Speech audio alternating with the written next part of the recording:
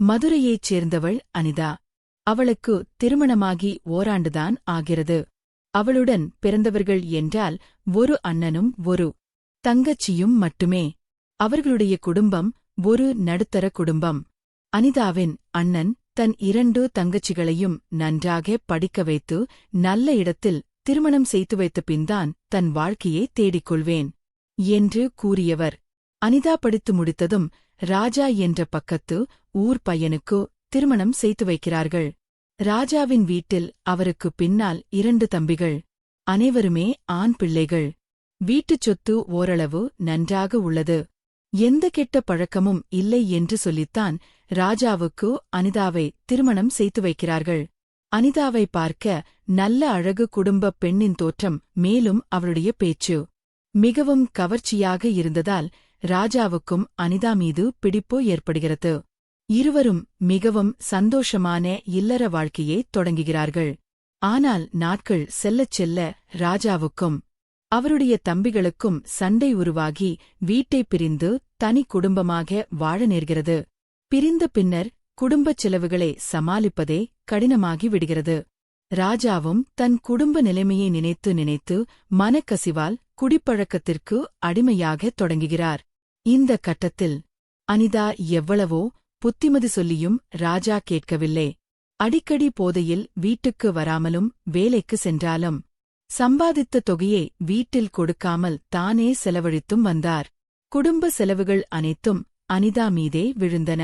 வீட்டில் இருந்தபடியே ஒன்றும் செய்ய முடியாது என்று உணர்ந்த அனிதா அருகில் இருந்த நகைக்கடையில் வேலைக்கு செல்ல தொடங்கினாள். அதன் மூலம் வரும் வருமானத்தை வைத்து குடும்பச் செலவுகள், மருத்துவச் செலவுகள் என அனைத்தையும் கவனித்து கொண்டாள். அவர்களுக்கு குழந்தைகள் இல்லாததால் சம்பாதிப்பதிலும் சேமிப்பதிலும் கவனம் செலுத்த முடிந்தது. ஒரு கட்டத்தில் ராஜா தன் வேலைக்கு செல்லும் இடத்தில் அனிதா அடிக்கடி லேட்டாக வருவதாகவும் போனில் யாரிடமோ பேசுவதாகவும் சந்தேகப்படத் தொடங்கினார். இருந்தும் அனிதா, நான் உங்களுக்கு உண்மையாக இருக்கிறேன் என்று சொல்லி பார்த்தாள். ஆனால் ராஜா தன் சந்தேகத்தை நிறுத்தவில்லை. நாளுக்கு நாள் குடிப்பழக்கம் அதிகமாகி அடிதடி மற்றும் கொடுமைகள் துவங்கின. அனிதாவுக்கு தன் குடும்பத்தில் நடப்பதை சொல்ல முடியவில்லை. அவள் அம்மா, அப்பா அல்லது அண்ணனிடம் சொன்னால் அவர்கள் மிகவும் வருத்தப்படுவார்கள். மேலும் அவளுக்கு ஒரு தங்கை இன்னும் திருமணமாகாமல் இருந்தாள். தான் இந்த பிரச்சனையை சொன்னால் அம்மா தன்னை தூக்கிக் கொண்டு போய்விட்டால் தங்கையின் எதிர்காலமும் கேள்விக்குறியாகிவிடும். அண்ணன் எந்த கெட்ட பழக்கமும் இல்லாமல் நிம்மதியாக இருக்கிறார். அவரின் நிம்மதியையும் குலைக்கக் கூடாது என்று நினைத்து அனிதா தன் துன்பத்தை யாரிடமும் சொல்லாமல் வீட்டுக்கு வெளியே தெரியாமல் தொடர்ந்து வேலை செய்தாள். அப்படியே ஒரு நாள் கோல்ட் ஷாப்ல இருந்து வீட்டுக்கு திரும்பும் வழியில் கல்லூரியில் ஒன்றாக படித்த சந்தோஷை சந்திக்கிறாள். இந்த சந்திப்பு அவள் வாழ்க்கையில் ஒரு திருப்பத்தை ஏற்படுத்துமா? அனிதாவின் மனநிலை இனி எப்படி மாறும்? தற்செயலாக சந்திக்கும் இந்த சந்திப்பு அனிதாவுக்கு ஆறுதலும் குழப்பமுமாக இருந்தது. சந்தோஷ் அவளுக்கு பள்ளி கல்லூரி காலத்திலிருந்தே நெருங்கிய நண்பர்.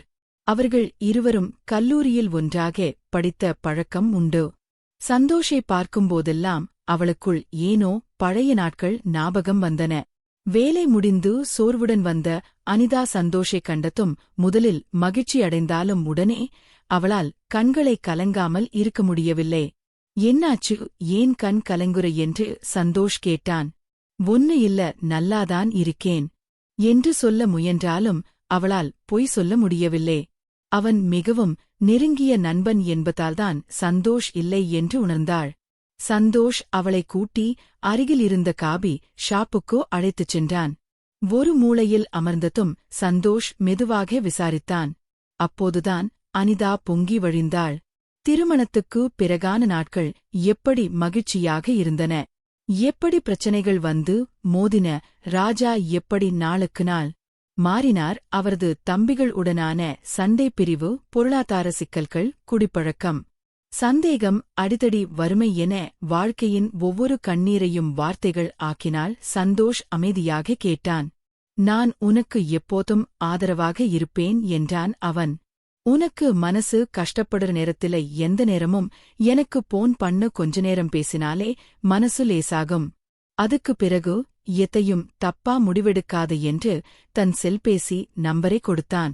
அனிதா சந்தோஷின் எண்ணெய் வாங்கி சேமித்துக் கொண்டாள். வீட்டுக்கு திரும்பியதும் வழக்கம் போல ராஜா குடித்துவிட்டு வந்து அவமானப்படுத்தினார். இன்னைக்கு ரொம்ப லேட்டா வந்த, யாரை பார்த்துட்டு வந்த, எங்க சுத்திட்டு வந்த என்று கேட்டார். அனிதா எங்கேயும் போகலே என்று சொல்லி பார்த்தும் அவர் நம்பவில்லை. உள்ளே சென்று சோர்வாய்ப்படுத்தால், பசியாயிருந்தும் சாப்பிட மனமில்லை. இரவு தூக்கம் வரவில்லை. மனம் முழுக்க சந்தோஷின் பேச்சு ஒலித்தது. மெல்ல செய்தி அனுப்பினாள். சந்தோஷம் உடனே பதிலளித்தான். இன்னக்கும் சண்டையா என்று கேட்டான். ஆமா, அடிச்சிட்டாரு, சாப்பாடு எல்லாம் கவுத்துட்டாரு. எனக்கு பயமா இருக்கு என்று மனம் விட்டாள். நான் உங்க அண்ணன்கிட்ட இது பத்தி பேசட்டுமா என்றான் சந்தோஷ். வேண்டாம், அவங்க வருத்தப்படுவாங்க என்றாள் அனிதா. ஆனால் சந்தோஷுக்கு அனிதாவின் நிலைமை புரிந்தது. அவன் சொன்னான், நீ கல்லூரி முடிச்சதும் கல்யாணம் பண்ணிக்காம இருந்திருந்தா உன்னையே நான் கல்யாணம் பண்ணி இருப்பேன். இந்த வார்த்தைகளுக்கு பிறகு அனிதாவின் மனம் என்ன நினைக்கும்? அவர்களிடையே உண்மையான காதல் மலருமா? சந்தோஷ் சொன்ன உன்னையே கல்யாணம் பண்ணி இருப்பேன் என்ற அந்த வார்த்தைகள் அனிதாவுக்குள் பல முனைப்பட்ட அதிர்வலைகளை உருவாக்கின. அவளால் உடனே பதில் சொல்ல முடியவில்லை. கல்லூரி காலத்தில் இருந்த நினைவுகளை மெதுவாக அசை போட்டாள். அப்போதெல்லாம் அவனுடன் பேசுவதே ஒரு பரவசமாக இருந்தது. ஆனால் அதற்கு காதல் என்று பெயர் வைத்து அவள் நினைத்ததில்லை. எனக்கு அப்போ காதல் அப்படி ஒன்னும் தெரியாது. நீ எப்பவும் நெருங்கிய தோழனாதான் இருந்த. அப்பவே இருந்திருந்தா உன்னையே கல்யாணம் பண்ணிக்கலாம்னு நினைச்சிருப்பேனா? தெரியல என்று மெதுவாக சொன்னாள். சந்தோஷ் சிரித்தான். இப்ப நான் சொல்றதுக்கு அர்த்தம் என்னன்னு புரிஞ்சுக்கோ. இப்ப நீ ஒரு கட்டத்துல நிக்கிற, கஷ்டப்படுற. நான் உன்னை பார்க்க முடியாம துடிக்கிறேன். நான் உனக்காக எதுவும் செஞ்சிருவேன் என்றான். அதற்குப் பிறகு ஒவ்வொரு நாளும் இரவு வேளைகளில் இருவரும் செய்திகளை பரிமாறிக் கொண்டனர். ஒருவேளை சந்தோஷ் பேசத் தவறினால் அனிதாவுக்கு அது பெரும் போராட்டமாகிவிடும். கொஞ்சம் கொஞ்சமாக அவள் மனம் சந்தோஷின் மீது கவிய ஆரம்பித்தது. ஆனால் இது சரிதானா என்ற கேள்வியும் அவளுக்குள் எழுந்தது. ஒருநாள் தைரியத்தை வரவழைத்துக் கொண்டு அனிதா கேட்டாள், சந்தோஷ், உனக்கு எந்த தடையும் இல்லைன்னா என்ன மணந்து கொள்வியா? சந்தோஷ் சற்று நேரம் மெலனமாக இருந்தான். நான் யோசிச்சேன். உனக்கு சம்மதம்னா எனக்கும் ஒத்துக்கொள்ள தயார்தான். ஆனா உங்க வீட்ல நான் எப்படி பேசுவது என்று கேட்டான். அதை நான் பார்த்துக்கிறேன் என்று உறுதியாக சொன்னாள். அதற்குப் பிறகு வீட்டில் சண்டை அதிகமானதும் அனிதா நேரடியாக தன் அண்ணனுக்கு போன் செய்தாள். அண்ணா, இந்த வீட்டில இனிமேல என்னால வாழ முடியாது. தொடர்ந்து சண்டைதான். என் மேல தாக்குதல் நான் பலமுறை பொறுத்துக்கிட்டேன். இப்போ பயமாயிருக்கு. நான் செத்துப் போயிடுவேன் போல இருக்கு என்று கதறினாள். அண்ணன் உடனே அதிர்ச்சியடைந்து, உனக்கு அந்த வாழ்க்கையே வேண்டாம், உடனே உன்னை கூட்டிட்டு வரேன் என்று சொல்லி தங்கே வீட்டுக்கு வந்து அவளை அழைத்துச் சென்றார். சட்டப்படி விவாகரத்து முடிந்தது. அதன் பின்னர் அனிதா தன் குடும்பத்தோடு இருந்தபோதும் மனம் முழுவதும் சந்தோஷின் நினைவாகத்தான் இருந்தது. விவாகரத்து முடிந்ததே. சந்தோஷிடம் சொன்னாள். சந்தோஷ் அவளை சந்தித்து, நான் இப்ப கேட்கிறேன், உன்னை திருமணம் செய்து கொள்ள நீ தயாரா என்றான். அனிதா மறுப்பேதும் சொல்லவில்லை. மகிழ்ச்சியின் உச்சியில் ஆடிப்பாடினாள். அடுத்து என்ன நடந்தது? அனிதா தன் அண்ணனிடம் சந்தோஷை பற்றி எப்படி சொன்னாள்? விவாகரத்துக்குப் பிறகு அனிதா தங்கியது தன் பெற்றோர் வீட்டில்தான். ஆனால் மனம் முழுக்க இன்னொரு கனவு. ஒருநாள் அவள் அண்ணனிடம் நேராக பேசினாள். அண்ணா, நான் இனி இப்படியே இருக்க மாட்டேன். எனக்கு ஒருத்தரை பிடிச்சிருக்கு. அவர் எங்க கல்லூரி நண்பர், அனிதாவுக்கு துணை நிற்க தயாரா இருக்காரு என்றே வெட்கத்துடன் சொன்னாள். அண்ணனுக்கு முதலில் சற்று அதிர்ச்சியாக இருந்தாலும் அவன் பாசம் உள்ளவன். அவரை பார்க்கணும். நல்லவரா, நேர்மையானவரா, உன்னை நிம்மதியா வச்சுக்குவாரான்னு பார்க்கணும் என்றான். சில நாட்களில் சந்தோஷை வீட்டுக்கு வரச் சொன்னார் அண்ணன். சந்தோஷ் நேராக வந்து அனிதாவின் தாய் தந்தை அண்ணன் முன்பும் தன் மனத்தை திறந்து சொன்னான். ஐயா, நான் அனிதாவை கல்லூரி முதலே அறிவேன். அவளின் நேர்மை, மென்மை, பொறுப்பு உணர்வு என்னை கவர்ந்தது. குடும்பத்துக்காக அவள் படாத பாடுபடுத்தியதை கேள்விப்பட்டேன். அவளை நிம்மதியாக வைத்துக் கொள்வேன். தயவு செய்து எங்களுக்கு அனுமதி கொடுங்கள் என்றான். அனிதாவின் அண்ணன் சற்று யோசித்தார். நீ வேலையில் இருக்கிறாயா என்று கேட்டார். ஆம், ஒரு தனியார் நிறுவனத்தில் நல்ல சம்பளத்தில் இருக்கிறேன் என்றான். அப்பாவும் அம்மாவும் மகிழ்ச்சி அடைந்தார்கள். உனக்கு இந்த திருமணத்தில் சம்மதமா என்று அப்பா அனிதாவிடம் கேட்டார். ஆமாம், நான் முழு மனத்துடனும் சம்மதம் என்றாள். சீக்கிரமே எளிமையான ஆனால் மகிழ்ச்சியான ஒரு விழாவாக திருமணம் நடந்தேறியது. சந்தோஷ் அனிதாவுக்கு புத்தாடை நகைப் பொருட்கள் வாங்கிக் கொடுத்து பெருமகிழ்ச்சி அடைந்தான். அனிதாவுக்கும் இப்பத்தான் உண்மையான வாழ்க்கையே ஆரம்பமாகிறது என்ற உணர்வு. திருமணத்திற்குப் பிறகு சந்தோஷ் மிகவும் கவனமாக அனிதாவை நடத்தினான். அவள் வேலைக்கு செல்ல வற்புறுத்தவில்லை. ஆனால் அவள் ரசிப்பதை தொடர்ந்து செய்ய அனுமதித்தான். அவர்கள் வீட்டில் மகிழ்ச்சியான சூழல். சந்தோஷ் அவளை சினிமாவுக்கு, கடைவீதிக்கு அழைத்துச் செல்வான். அனிதாவுக்குள் மறுபடியும் வாழ்க்கையின் மீது நம்பிக்கை பிறந்தது. ஆனால் சந்தோஷின் முந்தைய காதலியோ அல்லது மற்றவர்களோ இந்த மகிழ்ச்சியில் கல் எறிய காத்திருக்கிறார்களா? அவர்கள் வாழ்க்கையில் மறுபடியும் சிக்கல் வருமா? திருமணத்திற்கு பிறகு ஒரு மாதமே ஆன நிரலையில் அனிதாவுக்கு புதிய வாழ்க்கை மீது சந்தேகமே வரவில்லை. சந்தோஷ் அவளுக்கு எப்படி உண்மையான காதலனாகவும் துணையாகவும் நண்பனாகவும் இருந்தான் என்பதை நாட்கள் நிரூபித்தன.